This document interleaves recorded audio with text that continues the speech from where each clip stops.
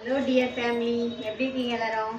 இன்றைக்கி என்ன கொண்டு வந்திருக்கோன்னா நைட்டி கொண்டு வந்திருக்கோம். நைட்டி பாருங்கள், 3XL. இது ஃபுல்லாக எப்படி இந்த பிரிண்டெல்லாம் உங்களுக்கு போகவே போகாது.